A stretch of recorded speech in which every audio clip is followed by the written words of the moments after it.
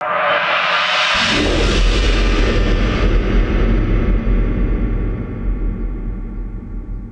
guys, and today we're going to talk about something very interesting, and it's chord symbols. It's something that's incredibly important and something that really confuses a lot of people. So if you've been playing from music or lead sheets scattered around on this website, you'll have probably noticed some letters names above the bars, and what they tell you is which chord best fits over that bar.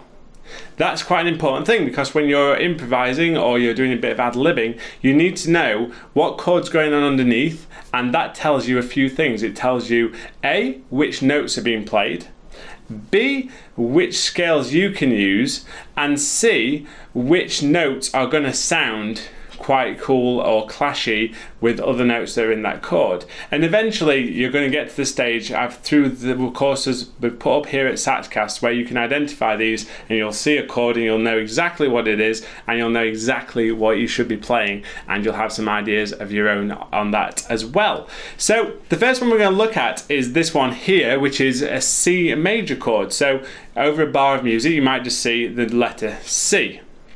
Now that's a major chord. It's telling us that the chord that's being played underneath in the harmony of that bar is C, and that the notes that you're playing within this melody mostly belong to the chord of C major, or the key of C major.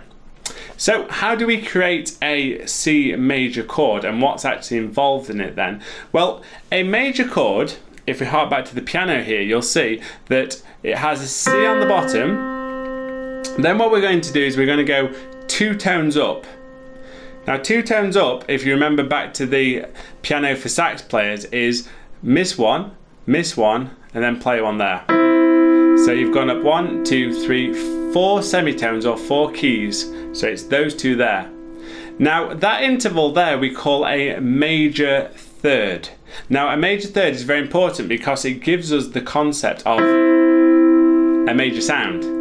You see how that sounds like quite bright and happy. And if I move that same distance there, so this key, this key, this key, and this key, if I move that distance, still kind of bright, bright, bright. So they're all major thirds.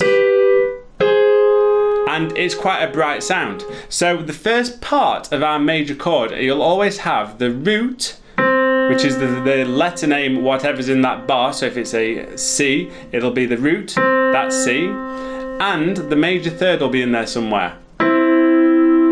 It doesn't necessarily need to be at this pitch. We could put it up here, for example, which you'll just see at the top of your screen there.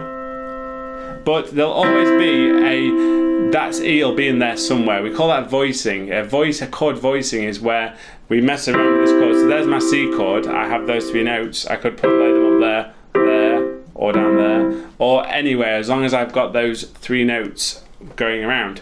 So what is the other note then? Well, we've got that major third on the bottom, and then we have that perfect fifth. Remember the perfect fifth? That one, the Star Wars. There you go, Star Wars. So our major chord is made up of 2 intervals, a major third and then a perfect fifth from the root. So there's a root. Perfect fifth is the same as going up 3.5 tones. So 1 tone, 2 tones, 3 tones and a half. There's my perfect fifth.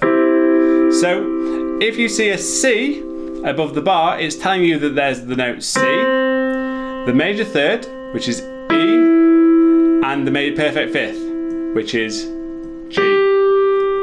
And you can do that in pretty much from any starting note as well. So if we said, what's a D? If there was a D there, what 3 notes would you expect to see in that bar? Well, D, a major third, so semitone, semitone, semitone, another semitone. There we go. So 2 tones. And the perfect fifth. Well, we've got tone, tone, tone, semitone. There. So there's my D major chord. So I've got D, F sharp, and A. And that's what you've been doing for your arpeggios as well, isn't it? You've been playing one, missing one, playing one, missing one, playing one. And that's your chord. So there's a C major chord. So that's how we make a C major chord. So it's written in a couple of ways. You can either see it written like this, so you'll see the note C, or it'll be written like this, so it'll be C with the note with the word mag, M-A-G, written next to it. Less common that. Sometimes you see that written, but it's more frequent is just seeing the uppercase letter.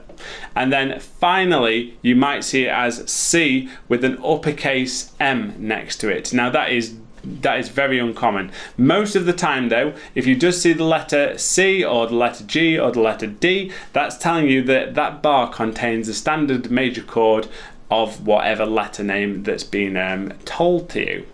Okay, so just a quick note then. If I'm playing my major chord here, like this, C, E and G, if I lower my third, that second note there, so the major third in the middle, by a semitone, that turns it into a minor third. So a major interval lowered by a semitone makes it minor.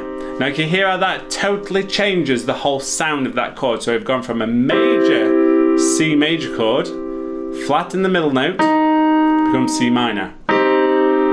So anytime you want to add a little bit of darkness to something that you're playing, try, if you're in C major, take the third and lower it by a semitone. It's also quite bluesy, especially if you jump from it. So you can make quite bluesy kind of sounds from that.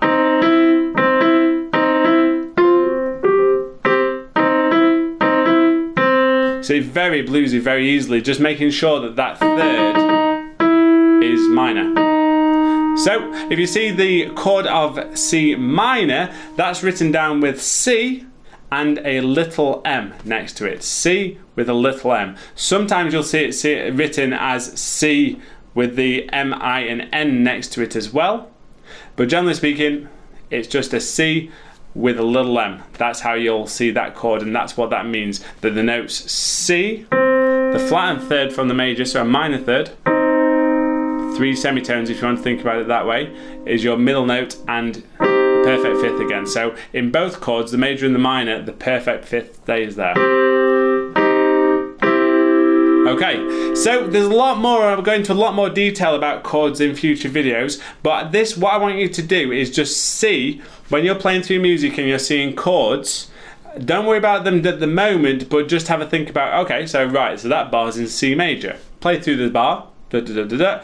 Alright, so that's what a C major, a little riff or lick or run over C major, that's what it sounds like. So I'd just like you to get used to noticing these chords and understanding what they mean. So there's a few more rules and things which we'll go into later, but for now, just understand so major chords and minor chords. Alright, I shall catch you in the next video. Thanks very much for watching. See you next time. Bye!